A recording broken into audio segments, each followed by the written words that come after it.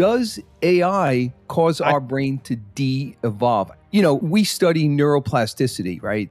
When you use a certain area of your brain over and over and over again, what happens is that area of the brain becomes stronger and stronger and stronger. As I use ChatGPT, there must be parts of my brain that I don't need to use anymore. Are those parts of my brain devolving? One of the other aspects of it too is the way it's affecting college. My daughter went to Flagler last year, and one of the things they tell them is don't use AI to do your papers. And she's anti-AI, and it's not because of AI, it's because of the effect it has on the environment.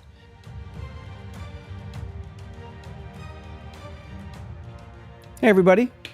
Welcome to Real Brain Talk. That's Dr. Guy. I'm Dr. Ken. We're the owners of BrainCore Neurofeedback. Hello. And we're here to do our little bite-sized podcast. So, Ken, guess what I did this weekend? What'd you do, Guy? So I actually, I use ChatGPT all the time, and I've been using it a lot for the past year. And I didn't realize that it collects a lot of information about you. But this past weekend, I was just kind of messing around on it, and I asked it to describe me. It's all I asked. That was the whole prompt. Describe me. And what did you get? All right. So it gave me back a whole 2 paragraphs on me, and it was spot on. I mean, every sentence, every word was spot on. But the scariest part about the whole thing was at the very end, it said, but he still has time. He still finds time to be a father and to say, I heart you, peace out to his daughter. And now, just to put this in context so you know what this means, I say that to my daughter every night before she goes to bed. And we've been doing it for years and years and years. And the only ones that really know... Is it listening to you? It must be. I don't know how it learned that about me, but it learned that. And it wasn't even like I never typed it in. I never asked it questions about that. It just knew that about me, and I have no idea how it knew that. And if there's anyone in our listening audience that knows how that happened, let us know. Please I'd like to know just how that happened. put it in the comment and just let me know what the heck was that all about. Wow. But it got me thinking about AI, and we study neuroplasticity, right? So you and I know what neuroplasticity is, Right. but for those of you that don't know what neuroplasticity is, so when you use a certain area of your brain over and over and over again, what happens is that area of the brain, the circuitry in that area becomes stronger and stronger and stronger, right? And it actually physically grows, right? There was a study done in London where they took London bus drivers and London taxi drivers, and they measured the size of an area of the brain called the hippocampus. And they found that London taxi drivers had overall a larger hippocampus than London bus drivers. And the theory they attribute to it, they say that the reason that is because bus drivers don't have to navigate. They follow a specific route all day long, right? Whereas a taxi driver needs to navigate the city. He needs to know the shortcut to here or to there. Right. The area of the brain associated with navigation is the hippocampus. So as the taxi driver uses that area of the brain more and more and more, that area of the brain actually gets bigger and bigger and bigger and more efficient. Whereas the bus driver doesn't use that area of the brain as much. So that area of the brain just basically stays the same. So basically, if you stay in a rut, this is, I guess, what they always say, even as you get older, you got to try new things. You got to play games. You got to keep your mind active and think new things. Because if you get in that rut, it's just everything stays kind of static. Yes. And the other thing too, though, is if you want that area of your brain to get stronger, if you want those pathways to become more efficient, you have to do it over and over again. So you have to have repetition along with frequency in order to make that happen. A great example of neuroplasticity is like learning how to play the piano, right? So at the beginning, you've got to concentrate on the keys and whatnot, and those pathways, you keep using those pathways over and over and over again. And then after a while, you don't have to think about it anymore. Your fingers know where to go without you actually consciously thinking about it. Why is that? Because you've strengthened those pathways so much that they're super efficient now. So now signals can go down those pathways much, much quicker and much more efficiently than when you first started to learn how to play the piano. And, we often talk the whole about 10,000, it's 10,000 hours to become an expert. Yeah. right? You're familiar with what's his name? Malcolm Gladwell. Malcolm Uh, Gladwell. I'm not familiar with you're Malcolm not familiar Gladwell. with Malcolm? Oh my God, you Mm. gotta listen to some of his stuff. I or read his books. I mean, they're great books. But he does. I can't remember which book it is, but he does. It's the whole 10,000 hours to being an expert. And he talked about the Beatles going to, I think it was Amsterdam. I could be butchering this, but they went there and they just played and played and played and played. And he tells a whole interesting story, but it basically, when you've done something for 10,000 hours, you become an expert at it, Mm. whatever that thing is. And it's, that's the whole repetition, repetition, repetition, but not doing the exact same thing over and over again. It's incorporating it. So like the Beatles became, obviously Yeah. huge after they were just learning to play and just out there playing all day long. Yeah. Well, the number of concerts that Dave Matthews does, he's probably an expert at Well, he's his definitely guitar. an expert at Dave Matthews. Yeah, No doubt definitely. about it. No question. Yeah. But one of the other when I teach neuroplasticity, one of the things I always talk about is I say, picture you're driving down the road at night, right? And your car is the electrical signal, and the road that you're on is the neuron. And then you come to these toll booths, right? And the toll booth is the synapse. Now, a synapse is the connection between one neuron and another neuron, right? And the electrical signal has to pass through that synapse in order to get to the next neuron so that the signal can proceed on. That toll booth in the middle of the night, there may not be a lot going on, right? So they may only have one toll booth open, right? But let's say it was rush hour, right? Where you're flooding that toll booth with cars or electrical Mhm. signals. They have to open new toll booths in order to accommodate that flow. Right. And that's what Right. neuroplasticity is. It's the opening of new toll booths to make a neuronal pathway more efficient. Right. And the reason why I'm talking about all this is because of my experience this past weekend, where I was using ChatGPT and I started thinking to myself, how does ChatGPT affect our brain? Does it have the effect that, that being a taxi driver in London has versus being a bus driver in London? Does it have that same effect? Or is it Hmm. just benign and it doesn't have any effect at all? And I started thinking that as I use ChatGPT to help me write letters or to do deep research into something, or even just to have a conversation with, there must be parts of my brain that I don't need to use anymore. Are those parts of my brain devolving? Are they devolving? Are they becoming less important to me? And what happens to my brain over the course of a long period of time where I'm using ChatGPT all the time to do all these things for me? And now, I don't need that area of my brain that used to do those things for me. And that's one of the things that I kind of was curious about. Does AI cause I our brain to de-evolve? I know everyone's well, afraid of I AI because they're afraid yeah. AI is going to take over the world. It's another Yeah, Terminator. yeah. But Yeah, more Terminator. specifically, But, there's what also effect does Star it Trek. have? I mean, Star Trek, the computers were phenomenal. It was such Right. a lovely environment that they painted in that. So you Yeah. could go either way. But even Captain Picard was a pretty intelligent guy, right? I Really, mean, really his brain smart, but then didn't he didn't have to devolve at focus all. on other things, right? So Right. that's where I think that there's the adaptation process, right? So I think we evolve with it, right? So I don't know if it's maybe it's degrading in some area, but I'm sure it's adding in another. I mean, it's even ChatGPT. It's even down to Google. I mean, I know, obviously when we were younger, we would, you'd have a question, you think about something, or you'd be like, oh, who did this? What did you just think about it, and then you go, yeah, I don't know, and then you just go on with your day. But Yeah. now, I mean, I don't know how many times a day I'm like, oh, let me Google that, or you chat GPT. Let me Google that and see who, Here's you another know. great example. My wife and I watch TV at night, right? And Mhm. we'll be watching a program, and there'll be an actor on the program, and I'll be like, "Oh, I've seen that person before. Where did I see them before?"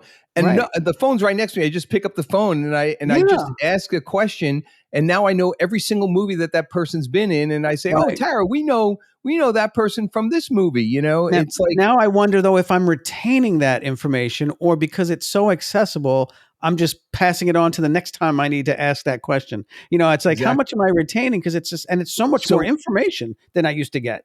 but that kind of leads me to my point is Yeah. that you're retaining that. You're not, you may not be retaining that information because in the back of your head, I could always get that information just Right. picking up my phone.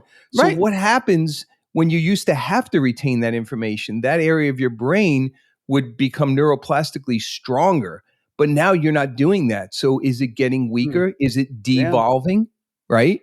I don't know about devolving. I'll tell you, my daughter is in eighth grade, and we had to go to orientation for high school because she's going to high school next year. And they were talking about social studies and history. And they made a big point of this because when we were growing up, I mean, it was mostly a lot of memorization, right? It was like these are the things that happened. Like you had to know why they happened and when they happened and all that. And they were talking about moving away from that whole memorization thing because that information is so accessible at all times right now that memorizing is kind of a waste of time. So they're changing curriculum to make the children now think about things and I guess play around with concepts rather than memorizing facts and dates and all that, which I think, again, is it devolving? It's devolving in one area, but it's evolving in the other area. Now, these kids are coming up with thought processes that we never did because we were, Right. Because we were too busy memorizing. right. Right. But you know what else it makes you think about? It makes you think, all right, here I've got this phone, right? And this phone's got all the information I could ever need, right? Right. And so now I don't have to memorize stuff. So now it's in my phone. At what point are they going to implant that phone in my brain or that information in my brain so that it almost like the Matrix? Remember in the Oh yeah. Matrix? I'd like to You learn just kung I fu. want to learn how to do Yeah. a helicopter, and they Yeah. just put it in, and Whoa. Yeah. you know how to whoa. I'm wondering, Yeah. like, is that where we're evolving to? Are we going to become like cyborgs where, you know, we're half machine and half Yeah, human? but I mean, Neo wasn't. I mean, he learned how to do that, but he had to still figure stuff out. Yeah. Yeah. He definitely did. I think it's just tools. I mean, I wonder if it's the same evolution as caveman just learning to make fire or have tools that they could cut things with. Or it's just you get a new tool. Some things become easier, and then you open up new challenges and new horizons that you now need to conquer in a different way. Yeah. Yeah. I see what you're saying. The Yeah, other way to think about it too is kind of in line with what you're saying is that while some areas of our brain may be devolving, other areas of brain are evolving because you have to know what to ask ChatGPT, right? So where does that yeah, come from? That's a part of your brain that needs to be able to reason and logically think, all right, I'm trying to get the answer to this. What right. do I have to put in to get the answer?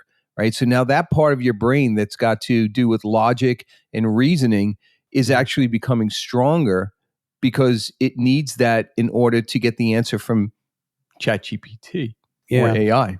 I actually had a Chat GPT issue recently. My daughter plays in a volleyball team, and I'm coaching it. And I was trying to come up. We had 6 games, two different. It was 2 matches, so we had three games in one match, 3 games in the other, and I had 9. No, I had 8 girls. So I was trying to figure out the proper rotation so that they all got equal playing time. And my head was just hurting. I could not figure out how to do this. So I fed it all into Chat GPT and I said, come up with a rotation so that everybody gets the same amount of playing time. And I had to put in different rules because I have certain players that have to play like 2 setters. It's you can't have you need somebody to always be setting. So I needed one of my setters in. So I was like, these 2 girls can't play together. They have to play separate, and these 2 have to be separated. And I had like all these rules. Chat GPT kept making mistakes.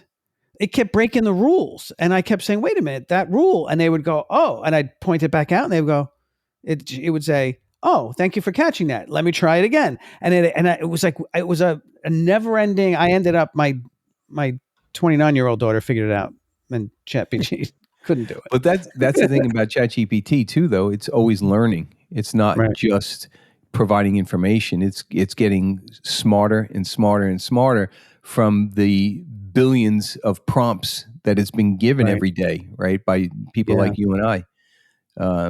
I Yeah. mean, it truly is amazing. We're at the very infancy stage of this whole thing.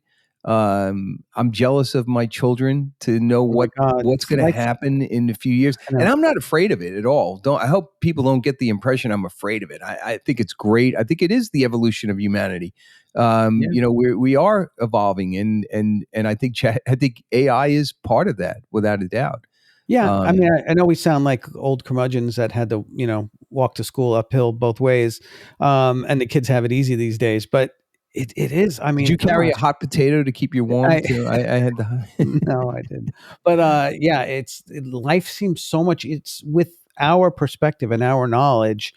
Um, it just seems so much easier to do things that we would have wanted done. But this is what they know. They don't know any other way. And right. this is where I say we become adaptive creatures because they're starting from a point where, all right, this is all done. Like I know how to do this. Yeah. So now where's my thought process going to go? Where am I going to go to create new challenges, to find new answers, in even come up with new questions, right? With Chat GPT, you got to come up with the right question. They have to come up with questions. They have to, it's not just going to fall into like, mindless entertainment. I mean, I think there is that component, but Yeah. outside of that, there's still going to be that inner human drive to, excel and to really Yep. bring yourself to the next level of being. Yeah. And we won't be around to see it, but it's pretty cool. It is pretty cool. It's really cool to think about. I'm sure there's going to be movies coming out about it, and everyone knows we're movie buffs, you and I. So Yeah. be interesting to see what those. But kind of one of the other aspects of it too is the way it's affecting college. My daughter went to Flagler last year, and one of the things they tell them is don't use AI to do your papers. You're not Right. allowed to use AI to do your papers. Now, they've kind of moved away from that a little bit, in that they're saying if you use AI, you just have to cite Right. it Cite it. as a Right. site. Cite it Yeah, as a resource. but when she was doing it, they said you're not allowed to use it, and they said we have ways of checking.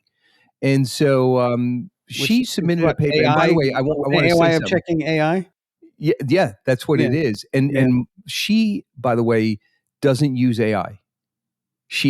And she's anti AI, and it's not Mm. because of AI. It's because of the effect it has on the environment. Okay. And she has done a lot of studying on the detrimental effects of AI, and I respect her for not using it.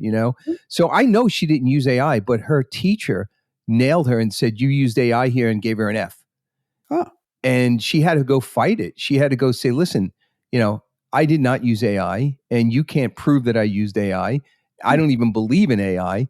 And after a discussion with the Wow. teacher, because the teacher was asking her questions about the paper, Mhm. the teacher said, "You're right. You didn't use AI," and they had gotten it wrong. Wow. And Yeah. she ended up getting a good grade on the paper. But uh, that's how good a writer she is, that they thought it was AI. Right. See, and But that's what I think. I don't love to write. So I would use that assistance. But I think there's still going to be that human nature to want to create and to, people who want to write, people who want to perform, yeah, people who want to, find interest in different areas that, AI would either not be applicable or it would only aid and help and it wouldn't, take the place of the human experience. yeah. At least I hope so. Well, I'd be really interested to hear from our audience in the comments section below. If you guys want to share any AI stories that you have that were interesting, and what your feelings are on this. Are you pro AI? Are you anti AI? It'd be fun to hear what you guys are thinking.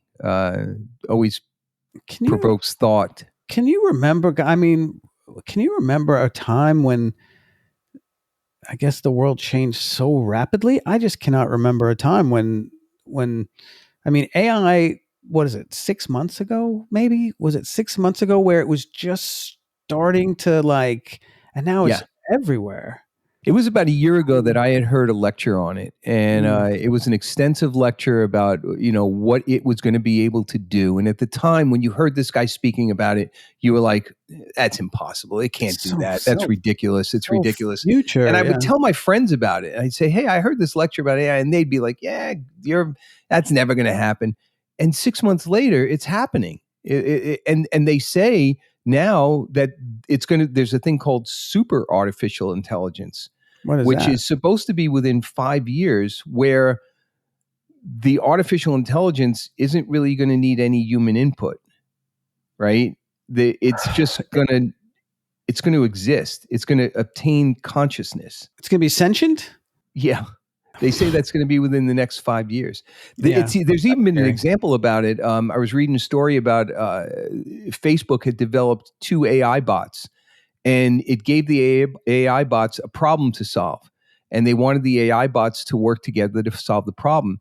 What happened was, after a period of time, the AI bots were trying to speak to each other as efficiently as they could. They developed their own language. And we didn't know what they were saying. They were talking to one another, and Facebook shut it down. They were like, "No, we're not going to do Yeah. that." But we're not that far away from it. We're No, not I that think far we have away. to strap in and hold on and see where this is going, because this Yeah. is going, and it's going fast, Yeah, and it's it really rapid. is. But So I find it fascinating, and anything that you guys want to share with us, I'd love to hear your comments. All right, all right, this is our time today. another good one. See you all soon. Bye. Bye.